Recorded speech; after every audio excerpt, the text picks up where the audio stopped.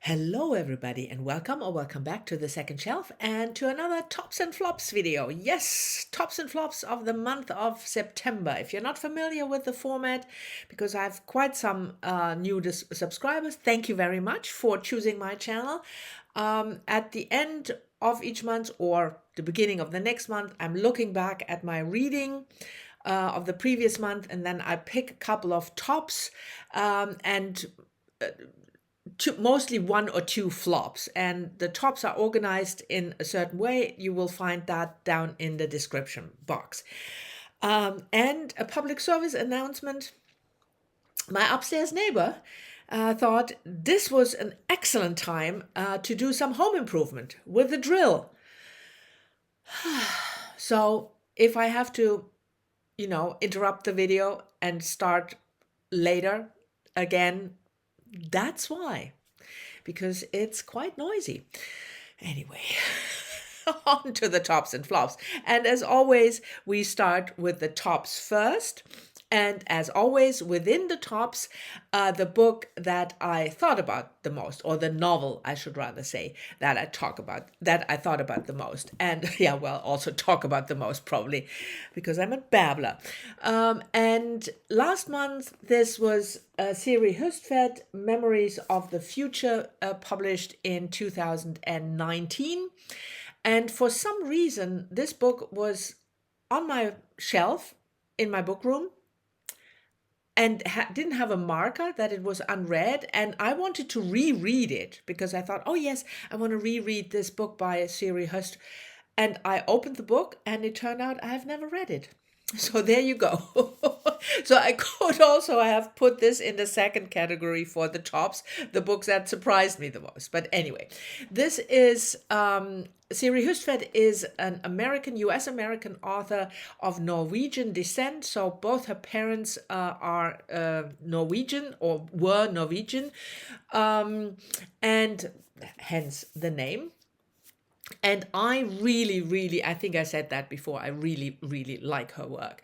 So this is kind of a twist on autofiction. So maybe you could say, because the protagonist is called S.H. But it's Siri Hustvedt, but not.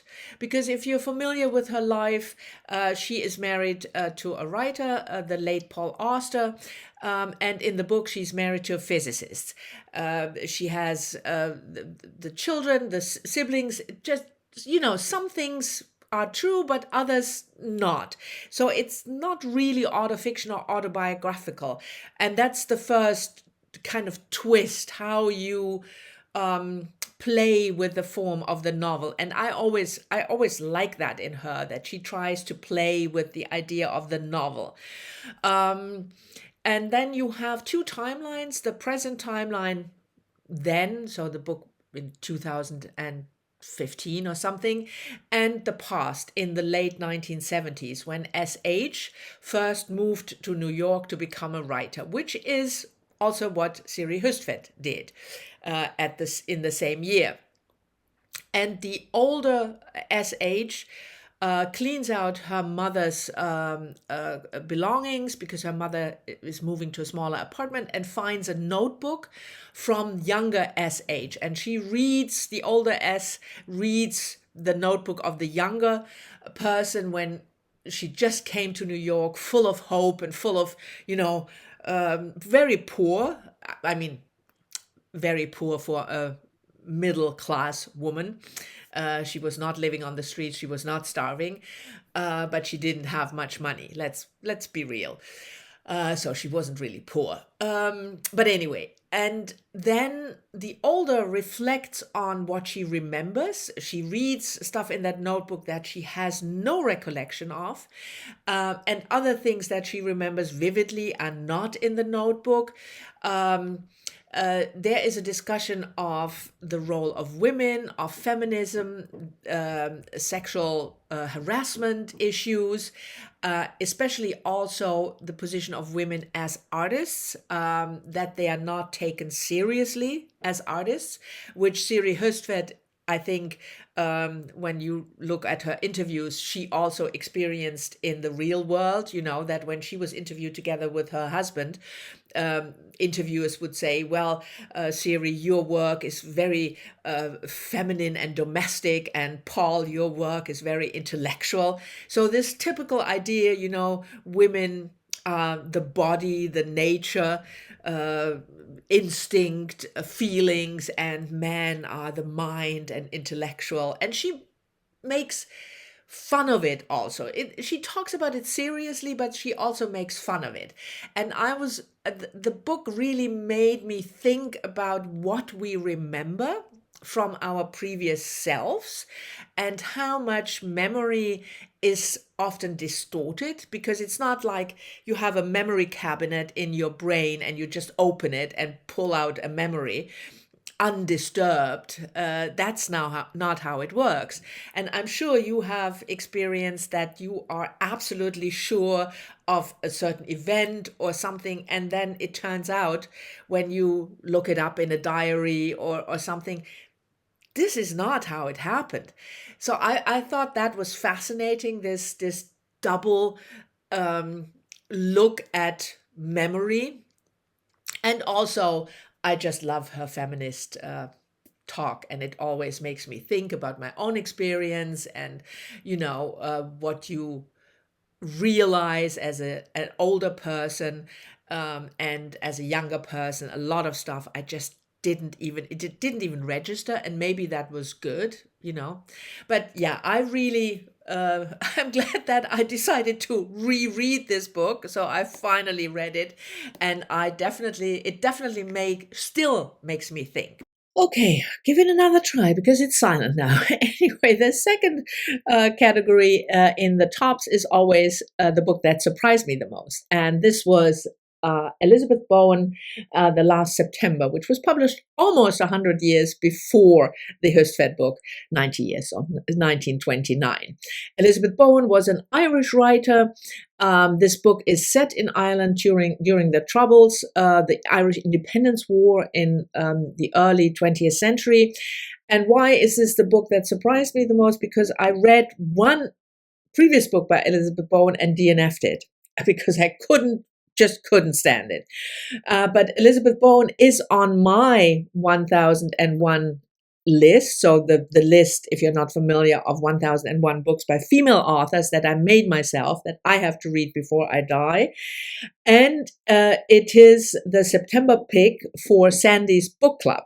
Sandy from Miss Reads a Lot, who also is trying to make her way through 1001 books she has to read, according to the official books you can buy about that. And she has a book club where she picks 10 books. And this year we picked them together. And this was so I'm a co-host, and this is the September pick. I don't know whether this is going to work or not. I hope it's not too noisy. Anyway, so I love this book. Absolutely. Like I said, it's set during the Irish Independence War, which I knew very, very, very little, shamefully little. So I had to Google the hell out of it before I read the book, which was good because I had some context at least. Yeah, well, I don't know whether you can hear the abominable noise upstairs, but I think it's just a little bit. So I'm just going to go forward. Anyway, the book is set in Ireland, on a big estate, Danielstown, in the county Cork, and we have Lady Naylor and her husband Richard, and then the daughter of Richard's late sister Lois, Lois, who is just very young, 20, and they have guests, Mr. and Mrs. Montmorency, is it? Montmorency. And so the book is about this society that keeps up tennis matches and tea parties, where all the time, at the same time that there is, um, a war going on. And of course, at some point, the war reaches the big house. There are British soldiers close by. One of them is a love interest of Lois. But there's also Irish resistance close by, people living close by who are in the Irish resistance. The people in the big house are Anglo-Irish, so they are more on the side of the British. And a lot of the book is conversations, and it's like, the rich people talk about how the finger sandwiches are coming about or whatever. And at the same time, all of a sudden, this person dies, this person. It's like Elizabeth Bowen is so good of having this context of this mansion, this castle, and then the intrusion of the war, how she did that, I thought was just absolutely brilliant. So yeah, I love this book. The last category of the tops is always the nonfiction book the best nonfiction book of the month, which is most of the time, and it was in September, difficult because first of all, I read quite a bit of nonfiction. A good third of my reading is nonfiction, and most of it is just good. So I picked a reread. This was a genuine reread. Good Talk by Mira Jacob, published in 2000 and something, 2019 as well. So Mira Jacob is a US American author, and she also published a novel that I marked to read. She's talking about the novel in the book. And this is about racism, but from a kind of different angle, and that makes it so good. And I really liked the art with this kind of collage idea that you had. Let me see whether I can find something better where you had, real pictures here, and then, the graphic novel inserted. And by the way, I learned that even though this is nonfiction, a memoir, that you still call it a graphic novel, because graphic novel is just the format, whatever. So I always called it a graphic memoir, but obviously you call it a graphic novel. So Mira Jacob explores racism with her young son. That's how it opens. She is, her parents are from India. And what makes it a twist, she's married to a white guy, a Jewish white guy, and so the son is mixed race. That's one. So it's about brown people, but she also experiences racism back home in India because she's very dark. Her complexion is much darker than her parents' complexion and as her brother's complexion. Obviously, in India, she is told multiple times she will never find a husband because she's way too dark. Dark people, they work in the kitchen, So I really thought this was a well-made, well-explained take on racism from a different point of view. It's set around the time, partly when Trump was president, but also partly when Obama was president. So it goes back and forth in time, goes also back to her childhood. If you have never read this one, A Memoir in Conversations, I can highly, highly recommend this one. Okay, these were the tops. Then on to the flops. And I have two flops this time around, and both are in the category, not horrible books that irked the hell out of me or really angered me, but they were just, nah. And the first one was a buddy read with JoSmith. We read George Sand, Indiana, translated from the French by Sylvia Raphael. And this is also on my list of 1001 books by women that I have to read, published this book in 1832. And I was, George Sand is such an important figure in my head for the free life, and she dressed in men's clothing, and she, it was. But the book is about Indiana, a very young girl. She's 18 when the book opens, who was married off at 16 to a decades, I think 5 decades older guy, and the marriage is not working. And then she falls in love with the wrong guy, a neighbor who is just taking advantage of her. And I don't know. I mean, it was just meh. It was uneven. It was very slow, the first 2/3, and then in the last third, everything you can possibly think, from natural disaster to death and suicide, everything happens in the last 50 pages, so to speak. I don't think there's a natural disaster, but you know what I mean. And yeah, I mean, I'm glad I read it, also because it's George Sand, but it just did not quite work for me. And the next book is, I picked this one because sometimes if you really love an author, not all the books work for you. And this is an example, Jeanette Winterson's Sexing the Cherry, 1989 work. I read this for Shorty September because it's really short. This was a kind of a reread, but I read it in German, and very long time ago, so more than 25 years ago.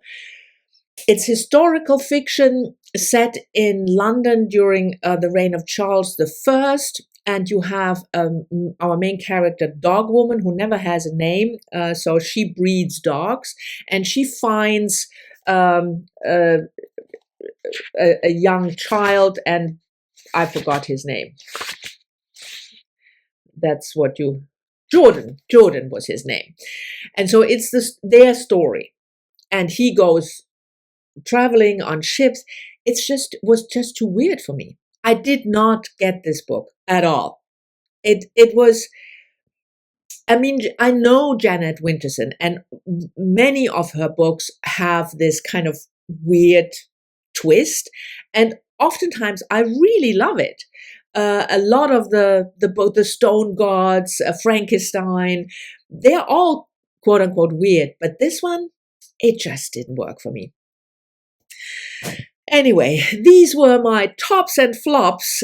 Sorry for the noise if you were bothered by that. But anyway, thank you very much for watching. I hope you've enjoyed it. As always, I'm looking forward to your comments, and I will see you all soon in the next one next Sunday.